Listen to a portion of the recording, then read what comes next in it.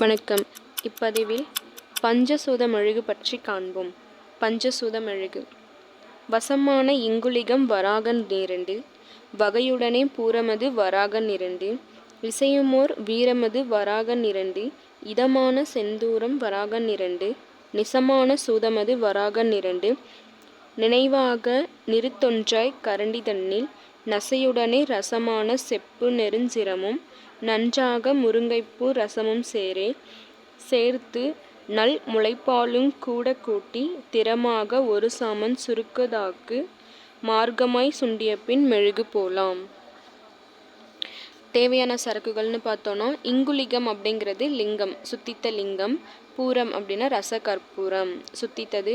வீரம் சுத்தித்தது. ரச செந்தூரம் சுத்தித்தது. சூதம் அல்லது ரசம் சுத்தித்தது. நெருஞ்சில், முருங்கைப்பூ அல்லது முருங்கை, முளைப்பால் அல்லது தாய்ப்பால் இவையெல்லாம் தேவையான சரக்குகள். இப்போ நம்ம செய்முறை. மேலே சொல்லப்பட்ட இந்த சரக்குகளில் எண் 1லிருந்து 5 வரை இருக்கக்கூடிய சரக்குகளை நம்ம பொடிச்சு ஒரு இரும்பு கரண்டியில் போட்டு எண் 6லிருந்து 8 வரைக்கும் இருக்கக்கூடிய சரக்குகளை ஒன்று கூட்டி நம்ம காய்ச்சிறப்போ சொட்டு சொட்டாக பொடியின் மேல் விழும்படி 3 மணி நேரம் நம்ம சுருக்கு கொடுக்கணும் அப்படின்னு சொல்கிறாங்க. சுருக்கு கொடுத்ததுக்கப்புறம் குழம்பு பதம் வந்ததும் வலித்தெடுத்து கல்வத்தில் போட்டு 3 மணி நேரம் மெழுகு பதம் வரும் வரைக்கு நம்ம அரைத்து எடுத்து வைத்துக்கணும் அப்படின்னு சொல்கிறாங்க. இதோட மருந்தளவு அப்படின்னு பார்த்தோன்னா 50லிருந்து 100 மில்லிகிராம் வரைக்கும் கொடுக்கலாம். இருவேளை நம்ம எடுத்துக்கலாம். அனுபானம் அப்புறம் தீரும் நோய்கள். எந்த அனுபானத்தில் கொடுத்தா எந்த நோய்க்கு நல்லது அப்படின்னு பார்ப்போம். இப்போ தாய்ப்பாலில் கொடுத்தோம் அப்படின்னா 13 வகை சன்னி, 7 வகை தோடம், கை கால் இசிவு, பல்வகை சுரம் இவையெல்லாம் தீரும். இதே பிரண்டை குடிநீரில் கொடுத்தோம் அப்படின்னா 8 வகையான குன்மங்களும் தீரும் அப்படின்னு சொல்கிறாங்க. கொடிவேலி வேர்ப்பட்டை குடிநீர்.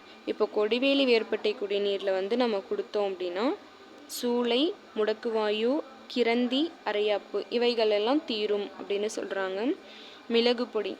இப்போ மிளகு பொடியில் சேர்த்து கொடுத்தோம் அப்படின்னா பக்கவாயு, சச்சுவாயு, மார்பு நோய், குண்டலவாயு, பக்கசூளை இவைகளெல்லாம் தீரும் அப்படிங்கிறாங்க.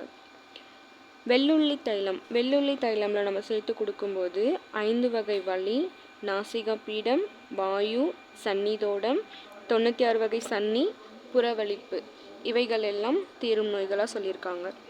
தூதுவளை குடிநீர், அதாவது 10 நாட்கள் நம்ம உண்டு வந்தோம் அப்படின்னா காசம், மேல் சுவாசம், பொறுமல், ஈலை நோய், விக்கல், வாந்தி, மயக்கம், இரத்தமோடு அழல் இருமல், மந்தார காசம் இவைகளெல்லாம் தீரும் அப்படின்னு சொல்கிறாங்க. அது திப்பிலி தேனில் நம்ம கொடுத்தோம் அப்படின்னா வண்டு கடிகள், 18 வகை குட்டம், புன்சூளை, கிரந்தி இவைகளெல்லாம் தீரும் நோய்கள் அப்படின்னு சொல்லியிருக்காங்க. தேங்க்யூ.